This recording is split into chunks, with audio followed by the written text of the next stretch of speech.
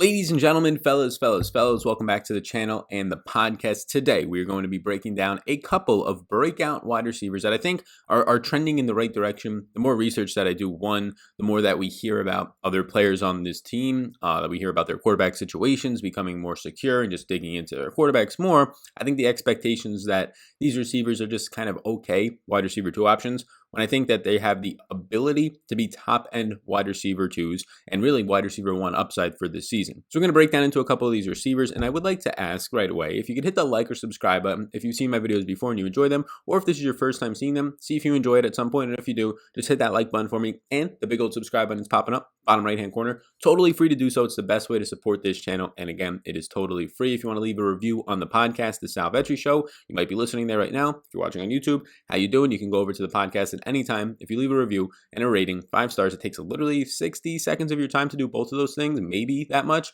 It gets you into a raffle for a $50 giveaway. Some weeks only 1 to 3 people leave a review. Some weeks it's like 10. So this could be the week where you have a 50% chance of winning $50 and you don't even have to wager any money to do so. So be sure to do those things out to support me. I really do appreciate it. So with that said, let's get right into it, starting with a man that I like a lot this year, and I liked him coming out of college, and then he kind of was quiet, and then he obviously had a little bit of a breakout season last year. So the two guys I'm talking about, you can argue that they broke out last year, and they broke out in ways to be like top 20 receivers. Last year, DJ Chark averaged 14.9 fantasy points per game. He finished wide receiver 18, right? That type of thing. But I'm talking about breaking out to be like a wide receiver 1. And when I'm talking about breaking out, I'm seeing these guys' ADPs go around like wide receiver 25, wide receiver 30 in some sites, and on a lot of drafts, they're falling to that spot, especially as casuals get back into the league and they start taking AJ Greens and Jarvis Landry's and Julian Edelman's way over the guy that you see over my shoulder, DJ Chark, and the second player that I'll talk about in this video in a little bit. And that's just a mistake in my opinion. Like, I continue to adjust my rankings. My rankings are up on the Supreme Draft Guide. If you want to get them, there's information down below on how to do so. It's linked up right at the top. My Supreme Draft Guide is out. Rankings are just a piece of the puzzle that are in there, but I continue to move guys like the next guy I'm going to talk about, but DJ Chark up my rankings. DJ Chark is now wide receiver 23 in my rankings. At the beginning of the year, he probably started like wide receiver 26, 27, but there's just continued support for DJ Chark out of the Jags camp. And the more you look into his season last year, the more it is harder to ignore that the upside for this guy as a true alpha in this league is surely there. Now let's just look what he did last year. 73 receptions, broke the 1,000-yard mark, 1,008 yards and 8 touchdowns. He saw a 21.8% target share and a 23.8% red zone target share. Again, I said he had 14.9 fantasy points per game, and he finishes as wide receiver 18. Pretty good, but he was just sound everywhere. And I'll put it up right now. 19th in receptions, 42nd in yards per route run, an efficiency metric by Pro Football Focus, 40th in yards per reception, so how deep he's catching as well. 0 drops last year, 30th in fantasy points per target, and 14th in deep targets overall. So just sound everywhere, right? Wasn't a crazy standout, but he was just not bad in any department. And then you look at Gardner Minshew, his quarterback, propping up right now, 33.6 attempts per game for the rookie last year, who obviously came in for Nick Foles really early on in that season, 233 passing yards per game and 21 touchdowns. But Minshew, all the hype is about Kyler Murray this year, but Minshew had just as good of a year. He just didn't have the starting job from week 1, and he obviously did not come in with as many of the skills and the pedigree as Kyler Murray, but you still see Minshew going for 344 rushing yards last year. That would have been over 400 or right around 400 yards if he plays a full season, 380 or so. He was 6th in play action passing, 5th in deep ball passing, and 20th in true passer rating. So Minshew last year performed, if he would have played the entire season, that's right around a top 20 quarterback. Definitely in fantasy purposes when you add in the rushing yards, but just in general, even in real life, his efficiency metrics were pretty good. And those are things that are exciting to look forward to as a wide receiver 1 and DJ Chark and his quarterback get to develop together. So that's something to continue to watch and monitor. That Gardner Minshew was a rookie last year. There were really no expectations on him, and he exceeded those expectations. Same thing for DJ Chark, and now they're going to get to grow together again in this offense. Also, the offensive line is going to age together as well. They didn't really do anything to shore up that offensive line, which I guess people can look at and say that that was an issue. I thought they should have done something, but when you look at it, it is still a young offensive line that's very similar to, I would say, Atlanta's offensive line. 2 or 3 young pieces that, although they didn't have the greatest of first years, there's still hope based on their draft pedigree that they can kind of advance this season. And you look at what they did in the offseason as I prop it up right now, and they added Tyler Eifert, they had Chris Thompson, and Mike Glennon. So really nobody that's going to factor in. Some people might think Chris Thompson's going to factor into Leonard Fournette's touches and receptions. Okay, that's fine if you think so. I don't think it's going to be that drastic. Tyler Eifert should probably walk in here and be a starting tight end, probably battle with a couple guys. They lose Swaim, they lose Nick O'Leary, they lose Seth DeVal, so all their other tight ends, so that's why Tyler Eifert seems to be the guy right away. But they don't really lose anything all that meaningful unless you value those tight ends for them. And in the draft, they do most of their work. They do get some offensive linemen, or one offensive offensive lineman and Ben Barch in the 4th round. And then they pick up some depth pieces at tight end, at wide receiver. Laviska Shenault was their biggest pick in the 2nd round. Flashy player, looks to be one of, if not the most athletic player coming out of the draft based on workout metrics and combine metrics. So that's pretty good. And that should impact DJ Chark, or at least in theory should impact him, right? When you have this good of a rookie wide receiver coming out, there's going to be some sort of competition, right? And let's look at the overall target competition before we break down into Shenault specifically. So you can see the target competition right here. I put Laviska Shenault, D.D. Westbrook, Chris Conley, Keelan Cole, Tyler Eifert, right, the tight end at the end of that. Now you could argue Leonard Fournette. You could throw in C.J. Board or whoever else you want to put in there at the wide receiver position. Colin Johnson, another rookie that they took. These are the guys that I expect to see the majority of the overall work. And last year, you ended up seeing DJ Chark see 117 targets. That's a very good year. Like 120 target season is wide receiver 1 stuff. So I do have DJ Chark projected for around 120 target season. The issue is now Laviska Shenault comes in here, who can be potentially a gadgety guy, but I think he's going to mainly impact D.D. Westbrook out of the slot a good amount. I think he's going to impact to an extent Chris Conley on the outside. I do think that D.D. Westbrook is the one impacted the most from this because, look, they can put Shenault into the slot, right? And D.D. Westbrook, even Keelan Cole was getting snaps over him last year at times. D.D. Westbrook has said every single year to prove like doubters wrong. The preseason last year, he pops off with Nick Foles and sees like 6 targets and everybody thinks he's going to be a monster. In week 1, he got the targets, but he just was never efficient. He was not getting separation. He was dropping passes. He was not getting downfield. So I do think, if anything, why would they take targets and usage away from the guy who was the breakout last year in DJ Chark, the guy who looked like a true alpha and was a true alpha for them? Why would you not take it away from a guy like D.D. Westbrook, who was very inefficient? Even Chris Conley was efficient when healthy last year on the outside at getting separation to an extent for what you expect from Chris Conley. Chris Conley, I would say, met or exceeded his expectations for his role in this team last year. D.D. Westbrook definitely disappointed, at least in my opinion. So I do think that the target competition will probably come the most from Chris Conley and Laviska Shenault out of the wide receiver groupings. But again, those are guys who are going to be 2A, 2B. Another thing to be talking about is that Laviska Shenault not having rookie mini camps is going to be an issue. Instead of being with the team and understanding the playbook and getting to live practice against defensive units and whatever you're going to be playing, 11s, 8s, whatever it is, you're not going to have to do that, or you're not going to have an extra month of doing that. You might not have a single preseason game. Now they're saying they might have one preseason game now, and depending on when you're watching this, I'm recording this in like a couple weeks ahead because I'm going to be traveling. But if they only have one preseason game, that's not going to help Laviska Shenault. What's he going to run 8 routes before his first NFL game? So normally it takes rookie receivers on average 4 to 6, maybe sometimes even 8 games to kind of get the playbook, to get ahead of some other veterans in the snap order and the pecking order. Shenault, it might take just a standard 8 or more based on the fact that there's no rookie preseason. He might take those first 2 or 3 weeks just to get his legs up under him, let alone compete with D.D. Westbrook and Chris Conley. So I do think that, yeah, Shenault's going to be a flashy name, probably a guy towards the second half of the year that you look at more, like how Deebo Samuel was last year, like how A.J. Brown was, not really ever becoming a true starter until week 5 of last year, that type of deal. So for me, DJ Chark just looks like an absolute stud and baller out there. I have him projected for 120 range in targets. I have him right now as my wide receiver 23, which would be a worse finish than last year, but obviously you have to look at all the factors involved here. He had 73 receptions for 1,000 yards and 8 touchdowns. I don't have him projected for 8 touchdowns. If I give DJ Chark 6 or 7 touchdowns, that obviously drops him. If I give him a little bit more yardage, 1,100 yards or so, but I drop his receptions to like 68, that obviously gives him a little bit lower. And the reason that is because I think his yards per reception is going to go up. You had one of the most accurate quarterbacks in Gardner Minshew in deep passing last year, and DJ Chark, who was top 15 in deep targets. So as long as those are just converted more often, you're going to see more yardage, and probably because of that, a little bit less receptions. But DJ Chark right now for me is somebody that I am targeting as my wide receiver 2, and I'm honestly fine getting him as a wide receiver 1 if I go with 3 or 4 running backs to start a specific draft, the best ball draft, or whatever league I'm doing,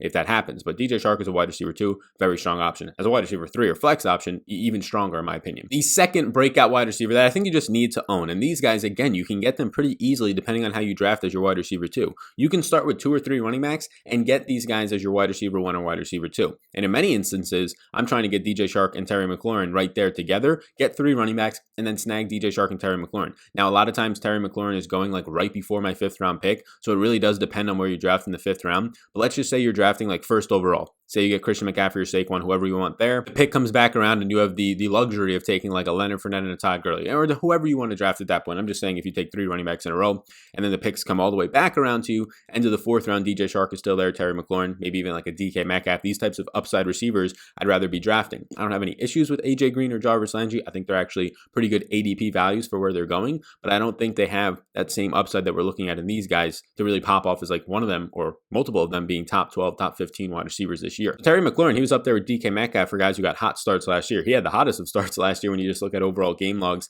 and how he started his career out in the NFL. I mean, he was the first one to let the whole league know and put the league on notice that the Eagles secondary and Rashad Douglas was not going to actually be good this year. I think he ran 42 routes in his first game, and he had 5 receptions for 125 yards and a touchdown. But then he did it the next week as well, right? Byron Jones, somebody who just got a massive contract from Miami, from Dallas. He ends up going over to Byron Jones' house and he says, you know what, I'll do to you too. 5 receptions, 62 yards on 9 targets, and he also had in that game a touchdown. So he was very consistent. The next week does the exact same thing. 6 receptions, 70 yards, and he has a touchdown. He finished as a top 20 and borderline top 15 wide receiver each of the first 3 weeks as a rookie. Normally that doesn't happen. I just went over how you should be happy if your wide receiver sees like 8 weeks of production like Deebo Samuel down the stretch last year. But Terry McLaurin did it right out of the gate, and he was doing it against good cornerbacks. I mean, you look at Prince Amukamara, not a fantastic cornerback, but he did it against him. He ended up catching 3 balls for 51 yards against Stephon Gilmore, so wasn't completely shut down, but he ended up doing very well against Byron Jones. Richard Sherman shut him down. That was like the main person to shut him down last year, but he had some very good games. Darius Slay, he got ahead of towards the end of the season. So yeah, Terry McLaurin looked like an absolute stud last year, played 98% of the snaps, 14 games, so he missed a couple of games, but 58 receptions, 919 yards, and 7 touchdowns, 23% target share, and then he also had a 24% red zone target share. So look, he misses 2 games. If he doesn't miss those 2 games, he's going for 1,000 yards, right?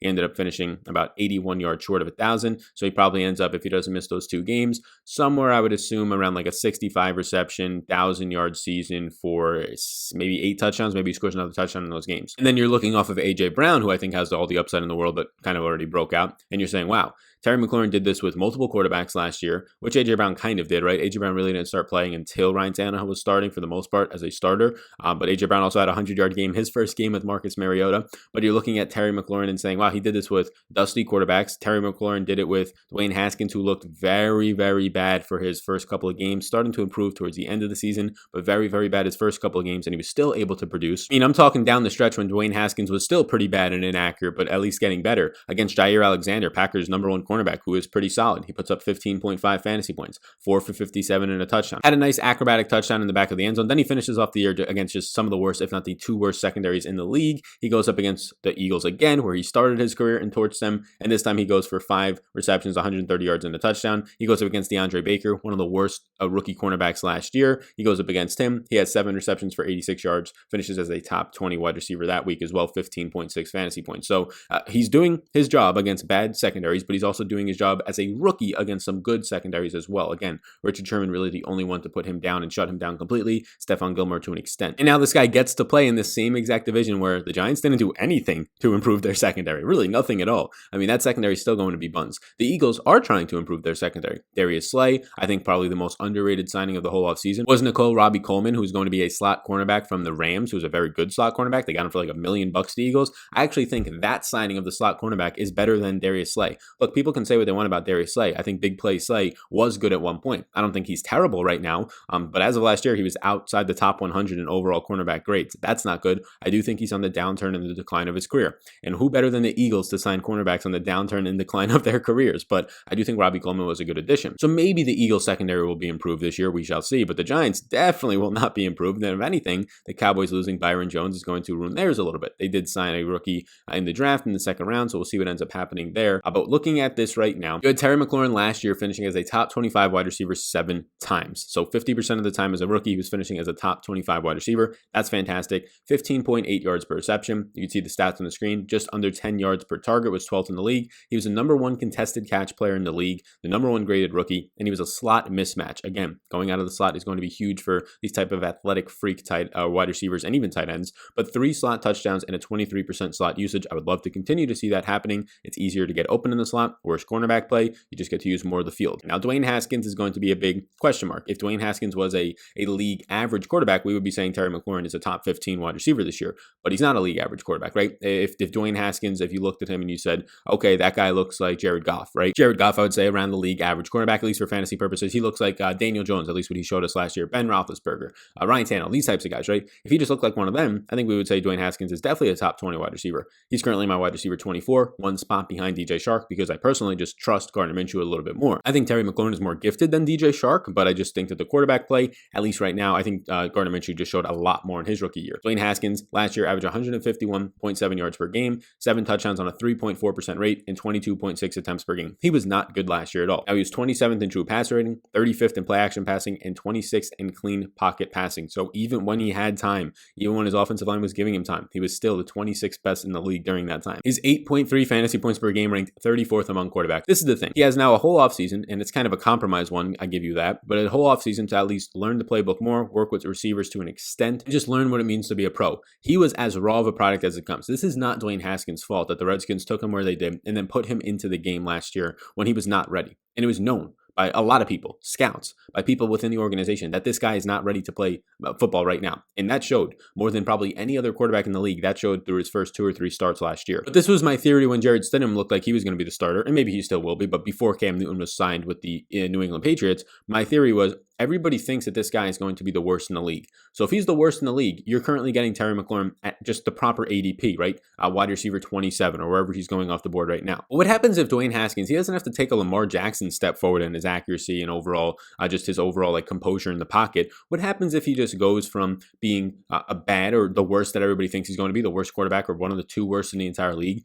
to just being like the 10th worst in the league, right? What happens if he takes just a minor step forward this year and he's somewhat accurate? And instead of at the end of this year, we look back and we say, oh man, he was ranking 35th and 27th and 26th in categories. What if we say he was ranking 30th and 20th and 20th in these categories? Well, the main beneficiary from that is going to be Terry McLaurin. And then Terry McLaurin goes from being the wide receiver 27 in everybody's projections to like the wide receiver 13. That's all it takes, right? Just a little bit more accuracy on these passes from Dwayne Haskins. And that's what I'm going to bet on. I'm going to bet on that he's not the worst quarterback in the league. If you told me every other quarterback you could take or Dwayne Haskins, I just bet the field that somebody else being one of the worst in the league, right? And that's what I'm going to be betting on at this point. Everybody's expectations are that this is going to be a terrible quarterback this year. And because of that, Terry McLaurin is being picked probably 10 picks later in the wide receiver slots, at least in those rankings, than he probably should be. So I'll just leverage against what everybody thinks because that's normally going to pay off for you in life, in my opinion. So Redskins additions and subtractions for this offseason, and just if anything is going to really impact a guy in Terry McLaurin. And my short answer is no. All they had at the wide receiver position is Cody Lattimore. They had every single running back under the sun, Peyton Barber, J.D. McKissick. They obviously had some running backs in the draft as well. So all over the place is what they end up doing here. End up losing Case Keenum, so nothing major there. Eric Flowers, not major, so nothing really lost in a major way. Chris Thompson, Vernon Davis, Jordan Reed is still questionable with concussion stuff. And then in the draft is where they really start piling some things on.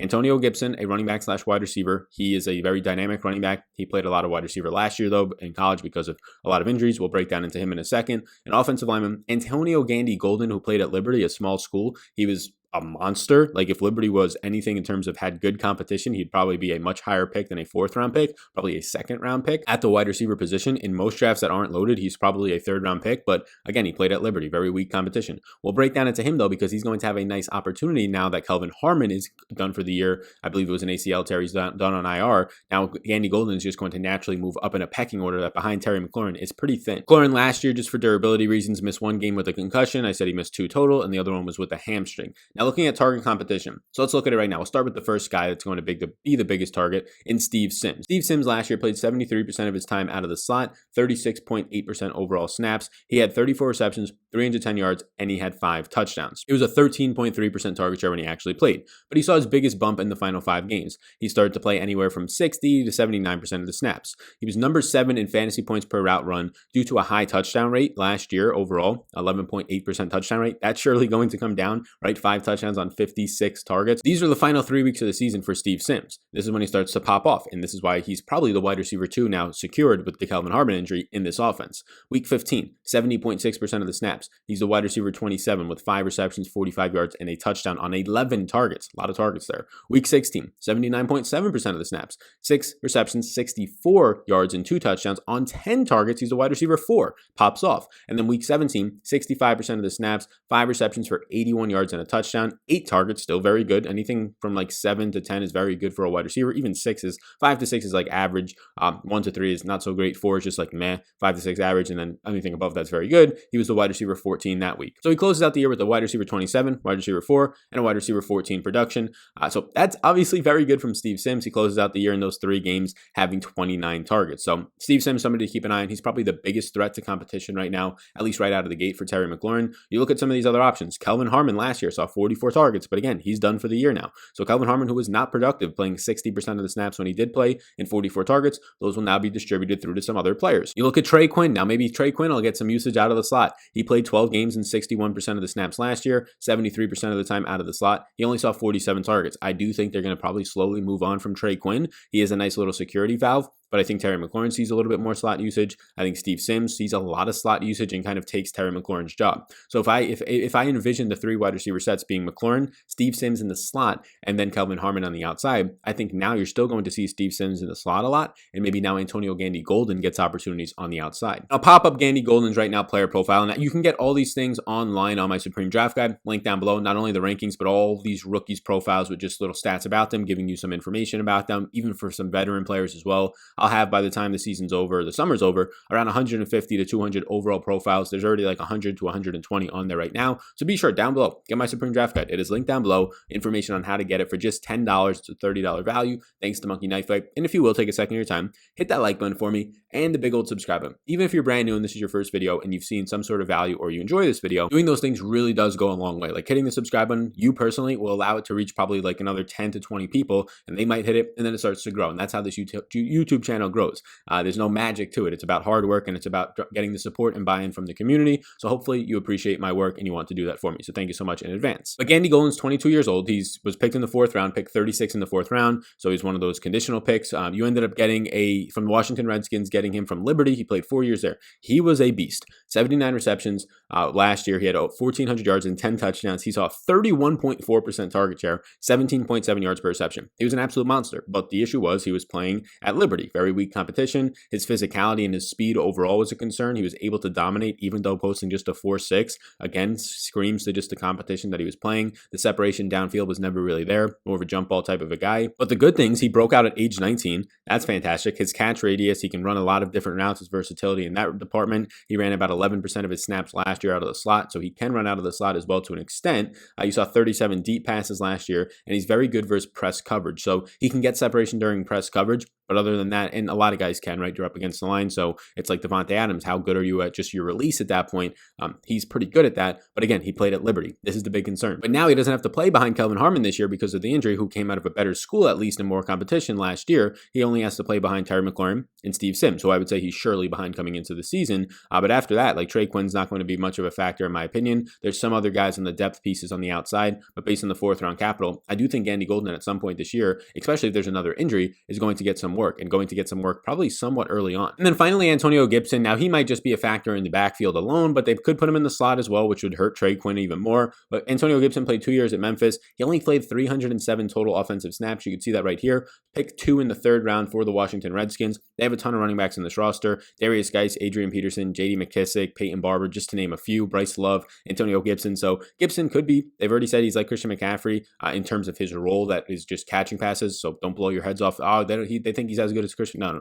They're saying that he can catch passes, he's shifty, and he can run the ball. We already know that. They're just putting another name comparison to him, like the ones that he had coming out of the draft in Joe Mixon and Ty Montgomery. So he only ran the ball. So this is what he did last year. 307 total offensive career snaps last year, 33 rushing attempts, 38 receptions. Again, there was injuries to his team, so he played a lot of wide receiver last year. Saw 58 targets, ended up seeing overall during that time 71 touches, and he ended up producing like a 1,200 or 1,150 yard season. So very efficient. He had a 14.9 yards per touch. This guy's extremely efficient. The issue is the small sample size. So I do think he'll actually be a factor. I don't think you draft a guy with this much upside in the 3rd round for no reason. The risk there is that it's a small sample size and you don't know what you're getting out of it. Some of the other Memphis backs that have come into the league haven't looked great. Some have looked great. So it's all about just figuring out where this guy's role is on the team. If they put him in the backfield as a starting running back on this team and let Adrian Peterson and Darius Geis battle for the RB2, I actually think he'll be extremely efficient. It's just a matter of seeing that. On tape, he looked really good. We only have limited tape though, right? We only have limited tape against some pretty bad opponents too. So I think he has sneaky upside. Maybe one of the guys in the draft with the most upside, you take a shot on him because of his upside. If he's a guy who has 250 carries, is he as efficient as he's showing, or is it just a fake small sample size? The fact that he has a 15.6 career yards per touch leads me to believe that this guy is going to be very, very good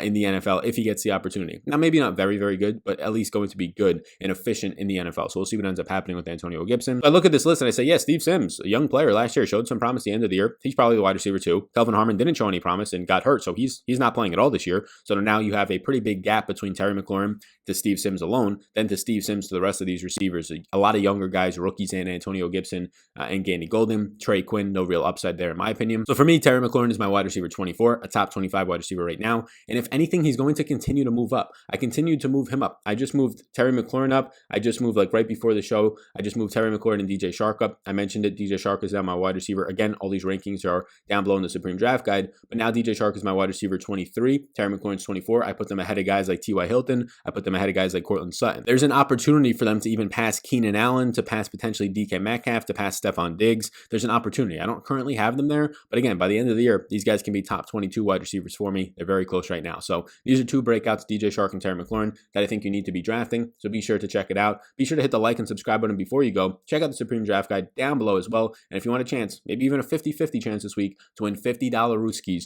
you can do so by leaving a review on the Sal Vetri Show. So I appreciate you all tuning in. I'll see you all in the next one.